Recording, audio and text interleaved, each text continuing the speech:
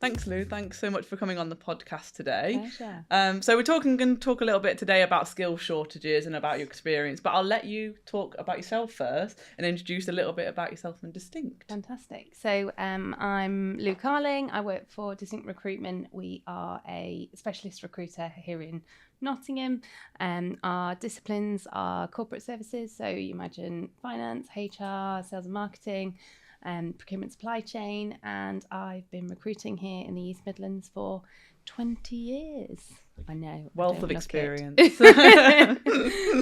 Amazing. So definitely know what you're talking about then, which was fantastic. So like I said before, going to talk a little bit about our skill shortages. So first of all, I guess introduce what the skill shortages is for some people that don't really know.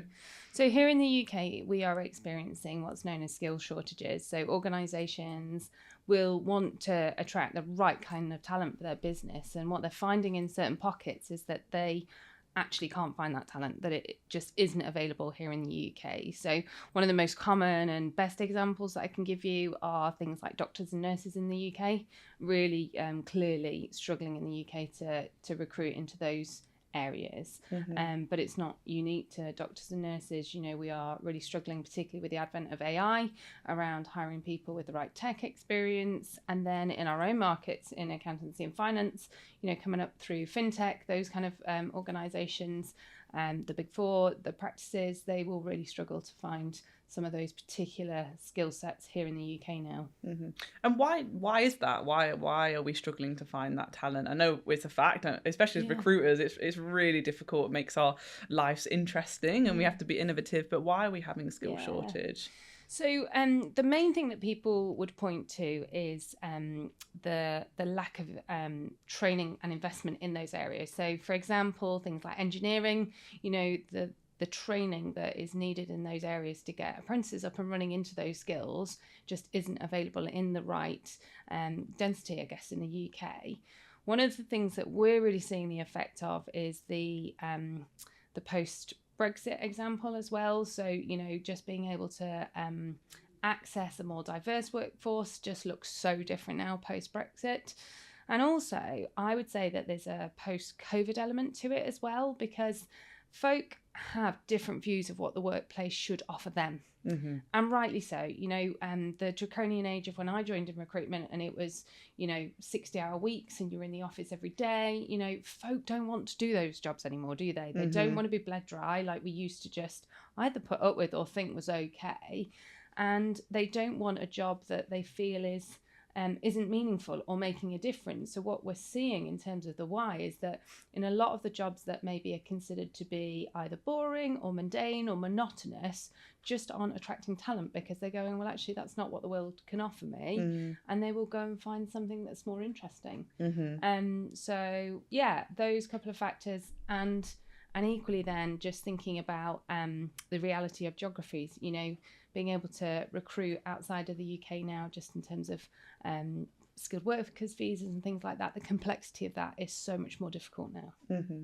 And like I touched on before, obviously it makes our lives very interesting, the roles that are just that little bit more difficult. So first touch point I wanted to focus on is how do we then advertise the jobs? How do we advertise these jobs that perhaps people aren't applying for to really attract that talent?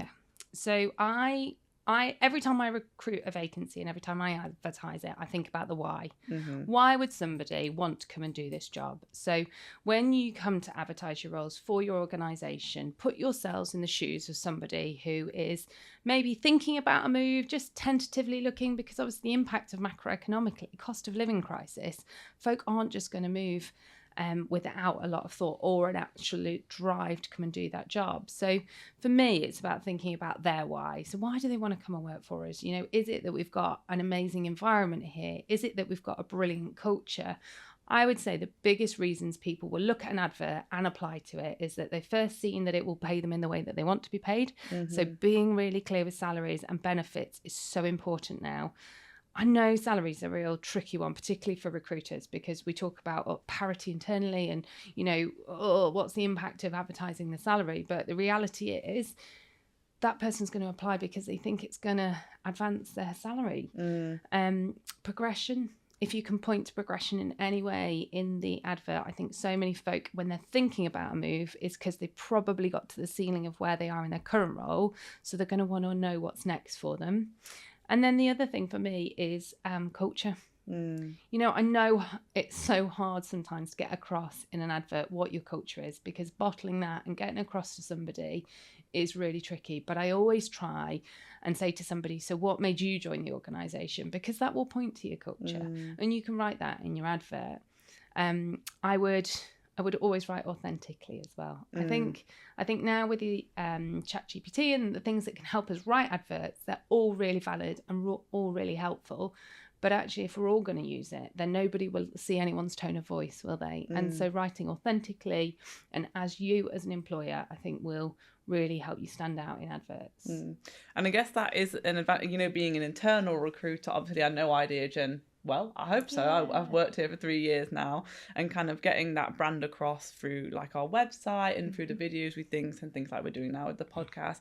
But how do you tackle that as a recruiter? Obviously, you can work with many different companies in kind of one go. Yeah, and I think it comes down to having a great relationship with that business. So really partnering with the internal recruitment team or the hiring manager to distill that information. And so asking those questions, being really consultative and really helping draw down what that looks like and being able to then put it into words with them and for them. You know, for me, I think sometimes the what do people say about the organisation that are in the organisation? You know, those questions, because helping them think about what's great about it. You know, why have people joined? Why do people stay? Those kind of questions will help external partners really get to grips with your culture.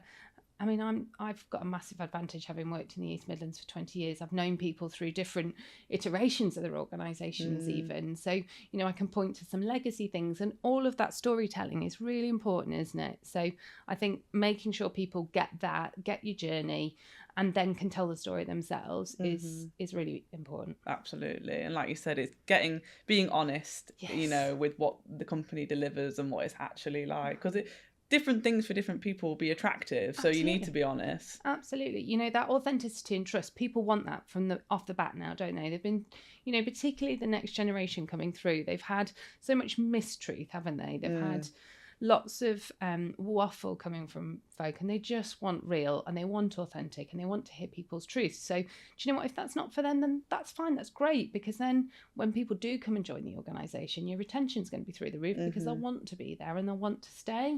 You know, I always think, you know, things like flexibility is obviously a big conversation, isn't it, at the moment? You know, pretty much the first thing people say, is it hybrid or is it remote?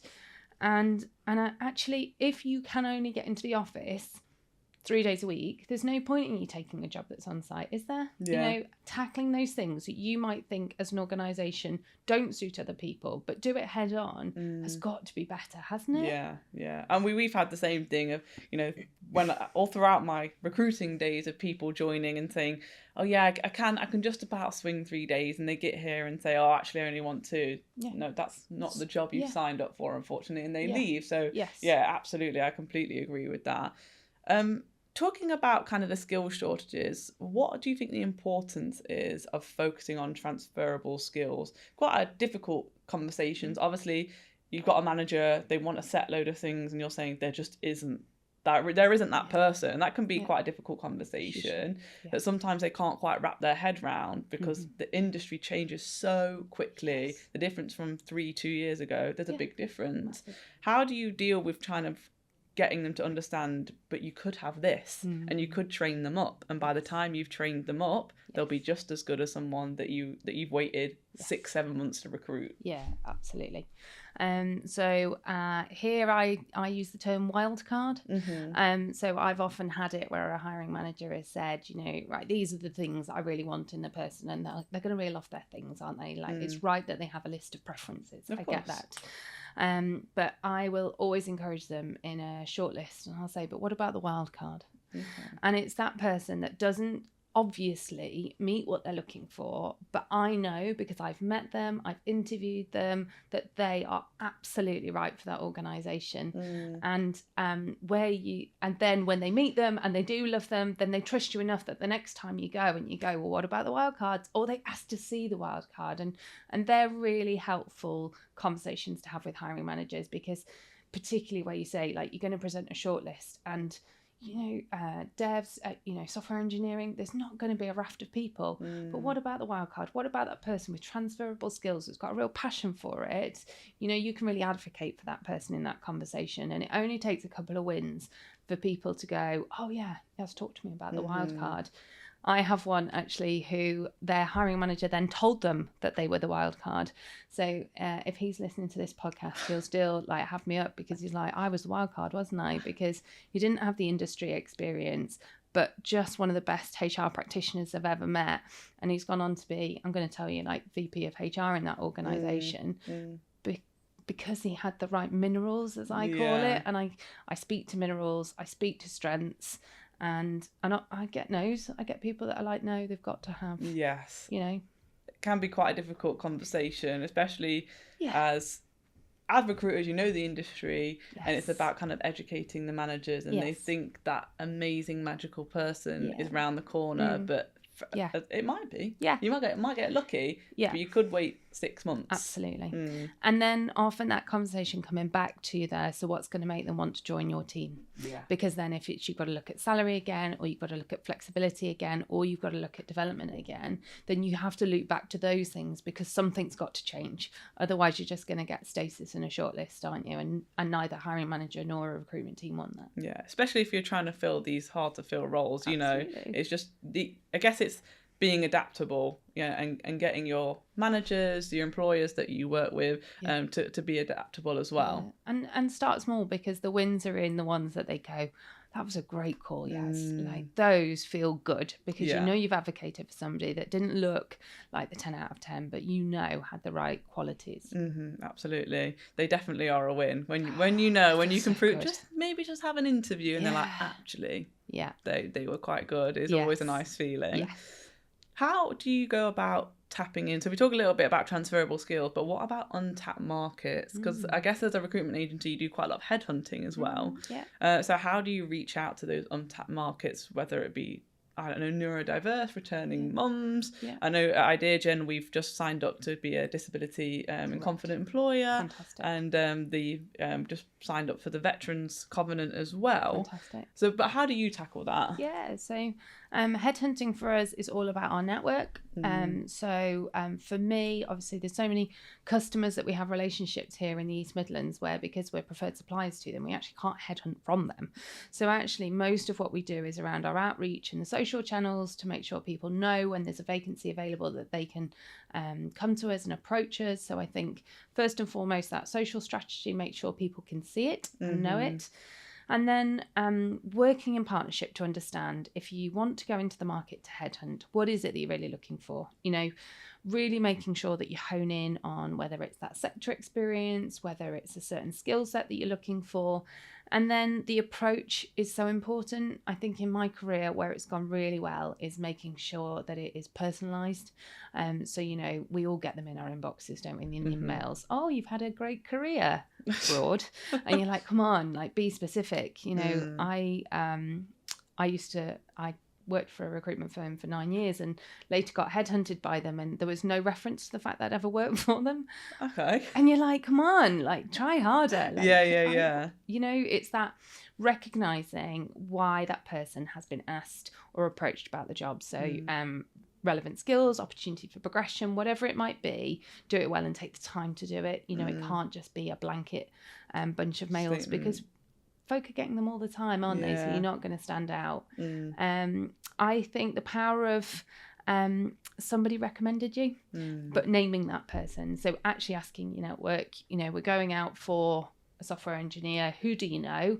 Them being named, and then going into them to say, Rav recommended you, or whatever that might look like, because that genuine connection appeals to somebody above all of the kind of the chat GPT written approaches. Not that there's anything wrong with them, they're worded well, but again, people will spot a pattern. Yeah. So you still think that human touch to recruitment is vital? I believe so. But bearing in mind, when I started headhunting people, we used to ring them at work because there was no LinkedIn. So Yeah. we'd know they worked for a bank and we'd ring them at the bank. And, you know, it's just moved on from there, isn't it? But I think back to actually picking up the phone and ringing somebody has as much power now as however many emails you get or LinkedIn messages you get. Yeah.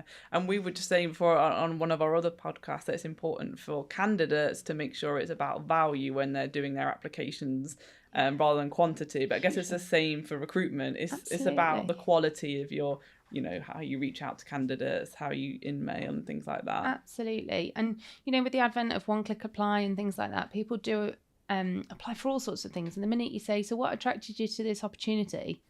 What was the company again? Yeah, exactly. I've had that quite a few times. And it's the flip of that in headhunting, isn't it? You know, you can, with a Boolean string, pull up, I mean, hundreds of thousands of people to approach about the job. Yeah. So let's get specific. Let's be really relevant about why we think it might be a good move for them, but just encourage a conversation because at the end of the day, there's nothing better than understanding somebody's career aspirations and what they really want. And then the other thing I'd say works really well for us is that keeping in touch with people, whether you've got a live vacancy or not, is really important. So them being part of your network, seeing great things, you know, them recognising you as a subject matter expert in your area is really important because when they are looking, they will trust that you know what good looks like for them. So, you know, if you're recruiting in tech, get passionate about tech, be at tech things and stay in touch with these folk because, you know, they will recognise that you genuinely are passionate about what they do and understand what the industry is. Absolutely. Yeah. You know, for me in HR, you know, going to something like the CIPD conference in Manchester and, you know, giving advice on how to use LinkedIn, you know, whatever that might be, we genuinely want to support when you're looking and when you're not. Yeah. And you did speak a little bit about the networks. How do you said you called them up, but how do you stay on top of your network, build them up? Obviously, you say you've been in the local area for a little while now, which helps, but how do you keep on top of that? And I guess it changes. Like you said, it changes a lot. You used to just call people up.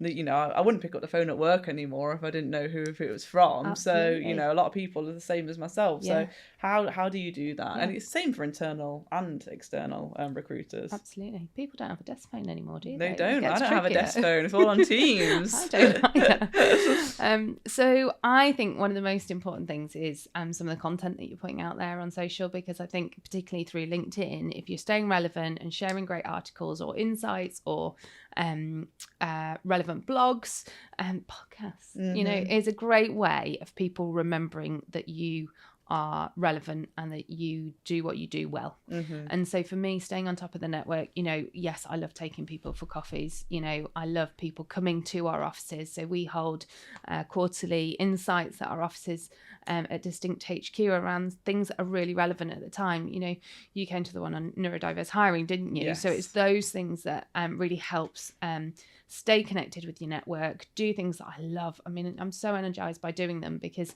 the energy in the room and the insights that come out of it is relevant for everybody. So I think some people listening to this would be like, oh, that sounds so time consuming. That's only part of what I do. And I get that. It is time consuming. It absolutely is. Even arranging the things, you know, getting the right diary date is hard, isn't it? But, you know, I think if you want to keep that network warm, then investing and making sure that you're doing relevant things is a massive part of it. And then, you know, the enjoyment bit, coffees, lunches, all really valid. Yeah. All really valid. Absolutely. And you do have a lovely office in town, which is really nice. So you spoke a little bit about how recruitment has changed since you've been doing it, but what do you think the recruitment will look like as we tackle the skill shortages? How do you think that will change for the type of roles we recruit? Because like you said, the new government coming in, that will affect the type of roles that we recruit, whether we do temp to perm. So how do you see that looking? Or is it already affecting you? Yeah, it's already started. So I'd say day rate definitely dropped off as we faced economic challenges and organisations looked at spend. And now suddenly, because there's the impact of, well, how long could this person's probation be or day one rights look like, that will definitely take a swing back in and already has started.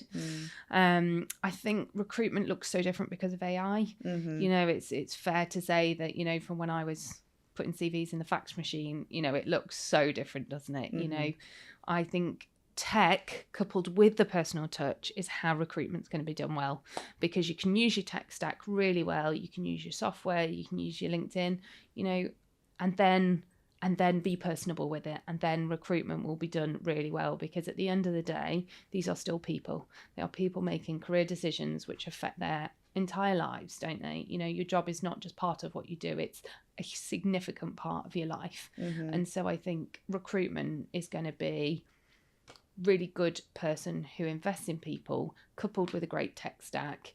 That will look like great recruitment. And what would you kind of advice would you give companies on how to reach out if they've got a role that's, like you said, it's really hard to recruit, there's a skill shortage, they're just not in the market at all.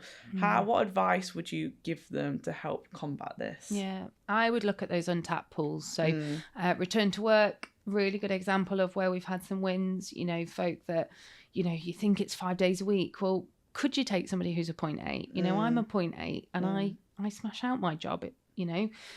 It's absolutely looking at some of those resources and go, well, actually, does it need to be full time? Does it definitely need to be in the office?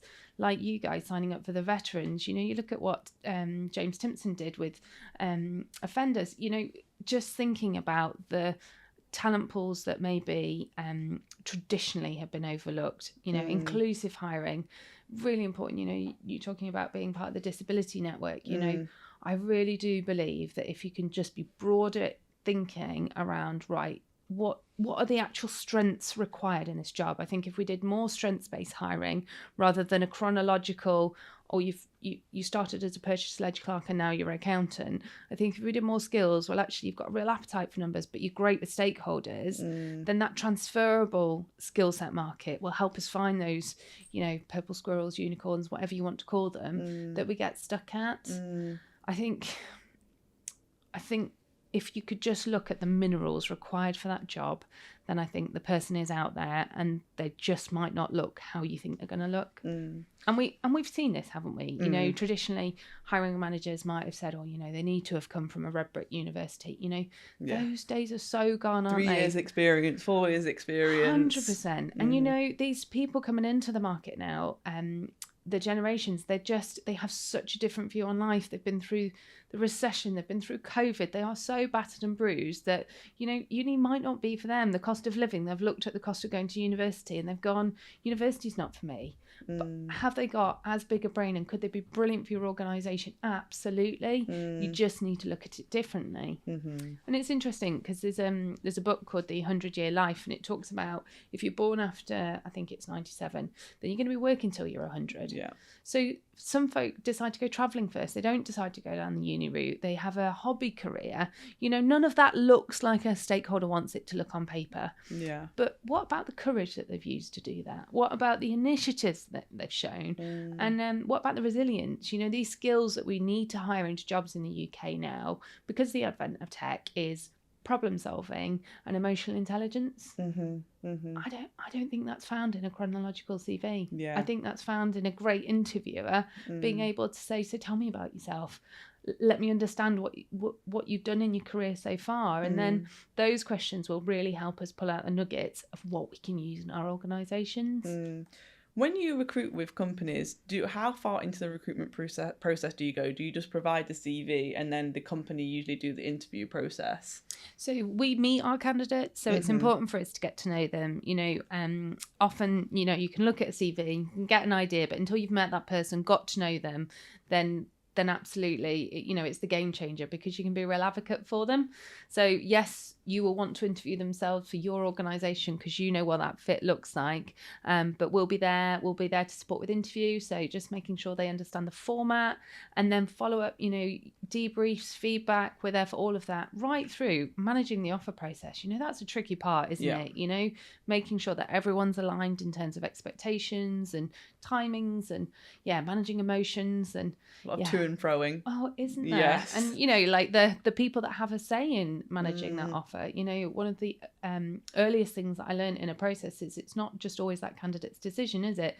You know, they will have significant others in their lives that will want to have a say. So managing time and some of the kind of the art around that is what we do. Definitely. and you don't have to name names here, but do you ever find that you get a lot of candidate drop off because some places don't know how to interview well? Because obviously a lot of places, they never teach you how to interview. No. Yeah, definitely. I only had a candidate this morning say to me, "Oh, I had the most bizarre interview that day." And you know that you do get those, don't you? Where some people have a very different interview style. So yes, we absolutely do. And yeah, I can definitely think of a few examples through You can tell my me career. afterwards. Yes, definitely. But do you know, I think so much of it is that everybody is a person and an individual. So what might suit me might not suit you, might not, you know, it's all about making sure that your interview process is as inclusive as possible. You know, we've even talked about recently folk that might prefer to stand up and be moving all the time. Definitely. You know, from a neurodiverse hiring perspective, you know, is that in person? Is that online? You know, just thinking about how to make that person the best version of themselves on the day. You know, what was it? We talked about the trainer thing, didn't we? You know, does it matter if they're wearing shoes or trainers? You know, I think interviewing is about that person being their best selves. So make them comfortable. And where possible, you know, the idea of giving questions ahead of time to me is a brilliant idea. I know a lot of stakeholders are resilient to this because they're like, oh, they could just, you know, stage the question, but you know, we can all tell when somebody's having to fudge it, can't we? Yeah. And I think actually providing people with the answers, the questions, not the answers, just gives them an opportunity to settle into it and be confident. You know, we've done it for this podcast, haven't we? And that's helped us think ahead of time of the rhythm and some of the ideas to help people be great on the day, right? Yeah, that is such a hot topic, that one, especially when you go to all the kind of recruitment fairs. It's a very, very 50 split. And I guess it also depends on the role. Yes. You know, if the role means that, you know, that you always are prepared and, you know, it's more of a strategic thinking, let them strategically think about the answer. If it's a role where you have to think on your feet constantly and it's a bit more fast paced, then maybe do a 50-50 split or provide them with the interview questions 5 minutes before, 10 minutes before. And even an outline, you know, you don't have to tell them exactly what it looks like, but to give them a view of kind of what they might be assessed on. I just think in every circumstance will make people better on the day. And then, you know, you can do more interviews. It doesn't have to just be the only one, but it's engaging and making folk interested, because the drop off in interviews so often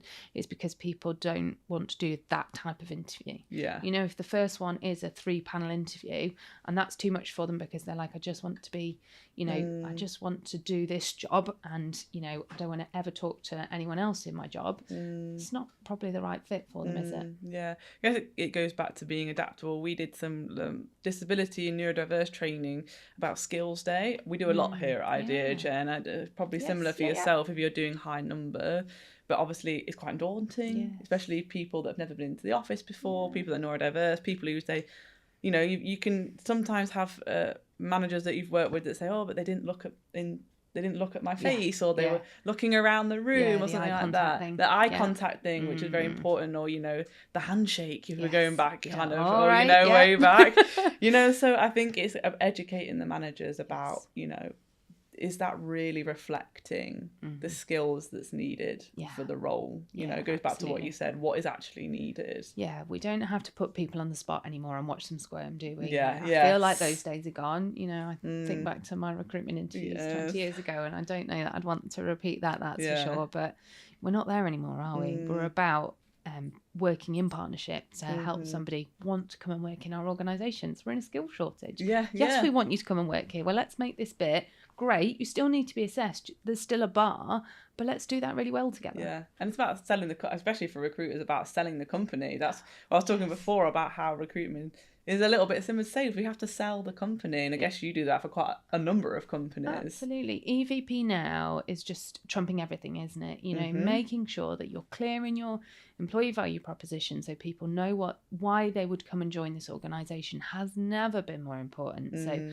other people getting that, doing that authentically, living it. So don't just have letters on a wall. Like when they turn up, they need to feel like what they read is what they experienced when they arrive. Absolutely, yeah. And I guess it's going back to that educating the managers, if you do have a skill shortages, making sure that you do find, you know, as a recruiter, you finally find a candidate and you've put in all that effort, then passing the baton over and being like, I've really, you know, built Ideagen up and made sure they've had a good experience, so they've got here. You've got to continue that on through the whole process, which can take some time. 100%. And it's golden thread, isn't it? Yes. And it's pulled right the way through to onboarding, induction. It absolutely goes the whole way through the process. Absolutely. And kind of my final question for yourself is, what do you think, kind of, how is the untapped markets, the skill shortages, going to change the way that we recruit roles? I think we've got to stop burying our head in the sands a bit about it. I feel like we've been talking about it for a while. And I think organisations are going to have to do more to stop the rot. So what are we doing about creating opportunity for people that they want to come and do? You know, a lot of the skill shortage is around, these are jobs that folk don't want to do anymore. So change the job, you know, make it more interesting. And I know that there are an element of certain jobs are going to be certain jobs, aren't they? But I think so much more we could look at ourselves as an organisation and go, well, how do we make this better for people? So like for us, recruitment, you know, 20 years ago, people wanted to do it. It was really glossy, really glamorous. And now folk are like, that's a lot of hard work. And I just don't know that I'm up for the, you know, people don't want to do sales anymore, do they? Using telephone, you know, folk are much more text generation, aren't they? So the idea calling. Absolutely. The idea of making a telephone call for some people are, they're like, absolutely not. I Snapchat my mates. I've never dialed out. I've noticed that. So, you know, we've got a job to do here in recruitment, because actually the talent coming through don't want to do what we do, and yet it's given me such a great opportunity in life, and I'm 20 years deep in my career and I love it. Like, how are we shaping it to help them want to come and do it and enjoy it? So we have something called Desk Ready, where we help people from all different backgrounds come and get used to what it feels like to run a desk in recruitment. And it's been brilliant, because even now, the two that are doing it at the moment, they couldn't be more different in background, and they're both thriving, and they're just getting a taste of what it could look like, and just giving them the opportunity to try it first. You know, say to them, like, this period of time is for you to work out whether it's as much for you as it is for us, and having that kind of that openness to, look, we know this isn't for everyone.